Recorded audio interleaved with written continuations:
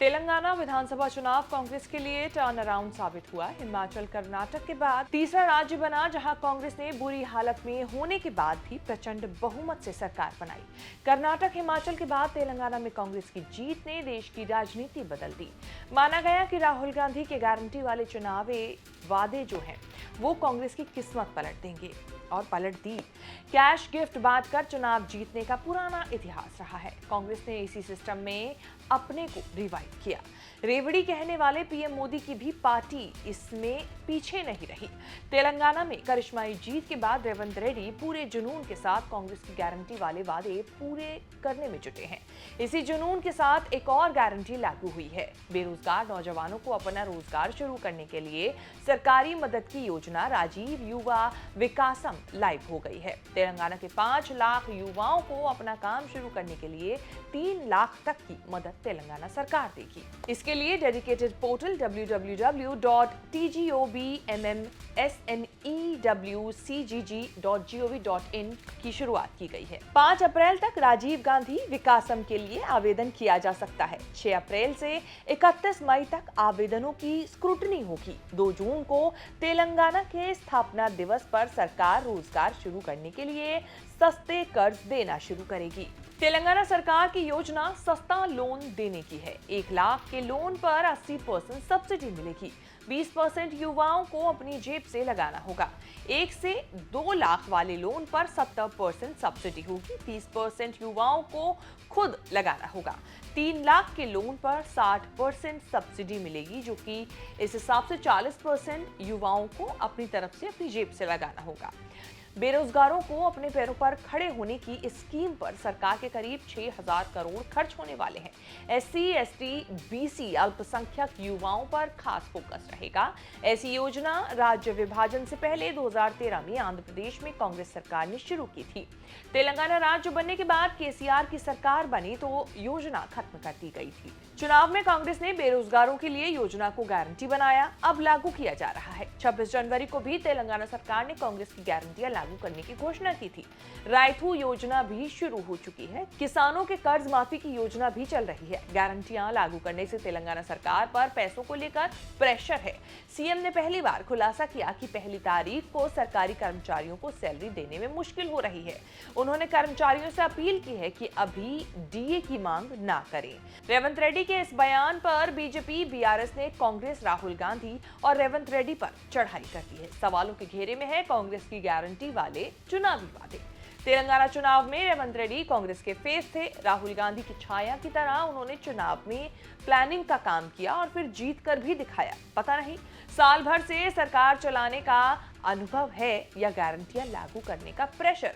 अब कहने लगे हैं कि रेवड़ी फ्री में नहीं मिलती है, इसकी कीमत चुकानी पड़ती है। इंडिया टुडे कॉन्क्लेव के इंटरव्यू में भी रेवंत रेड्डी ने कहा था कि विकास के कामों के लिए 500 करोड़ रुपए भी नहीं है।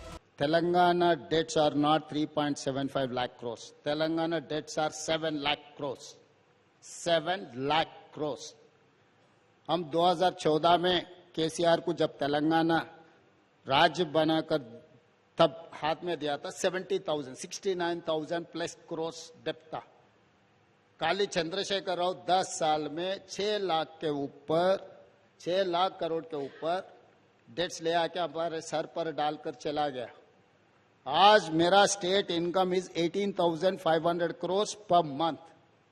I have to pay salaries and pension 6,500 crores.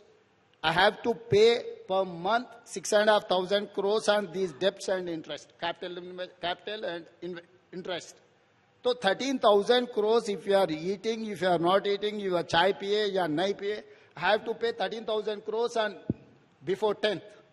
Only I am getting 5,500 crores for all this welfare and development. This is what is Telangana status. It is not that Telangana is doing good. No, but what about the money for your guarantees, sir?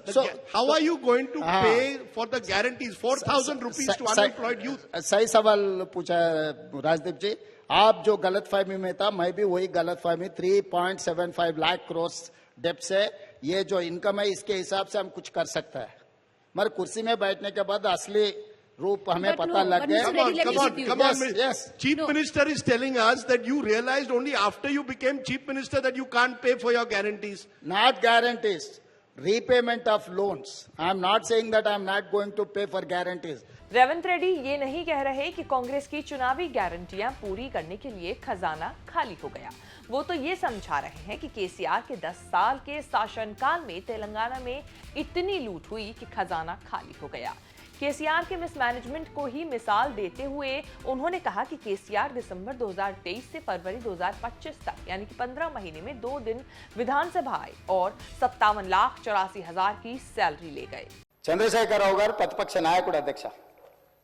ప్రతిపక్ష నాయకుడుగా ఇప్పటివరకు వారి శాసనసభకు వచ్చింది 2 సార్లు అధ్యక్ష. వారికి పోయిన డిసెంబర్ 23 నుంచి ఇప్పటి వరకు వారికి ఇచ్చిన జీతం అధ్యక్ష 57,84,124 రూపాయలు అధ్యక్ష. శాసనసభ్యుడిగా ప్రతిపక్ష నాయకుడిగా డిసెంబర్ 1, 2023 నుంచి ఫిబ్రవరి 28, 2025 వరకు ఈ దాదాపుగా 15 నెలలలో వాళ్ళు తీసుకున్న ప్రభుత్వం సొమ్ము జీత భత్యాలు శాసనసభ్యులు కూడా ప్రభుత్వ ఉద్యోగ అధ్యక్ష తమకు తెలుసు కదా సుప్రీంకోర్టు తీర్పిచ్చింది. వారు 57,84,124 రూపాయలు జీత భత్యాలు తీసుకున్నారు అధ్యక్ష. 2 సార్లు ఇక్కడికి వచ్చింది ఇప్పటి వరకు ఎక్కడికి వెళ్ళలేదు అధ్యక్ష. रेवंत रेड्डी केसीआर पर इसीलिए बरसे कि बीआरएस ने रेवंत रेड्डी पर 15 महीने में 1.5 लाख करोड़ का खर्च लेने का आरोप लगाया।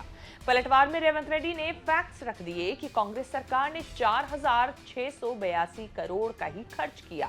बीआरएस के जमाने का 1,53,000 करोड़ मूलधन और ब्याज मिलाकर चुकाना है। 8 लाख करोड़ से ज्यादा का कर्ज विरासत में मिला है। शेष भारत में फिलहाल इतना ही। ये रिपोर्ट आपको कैसी लगी हमें कमेंट करके जरूर बताएं और इस तरह की खबरें आगे भी देखने के लिए बने रहें न्यूज़ तक के साथ।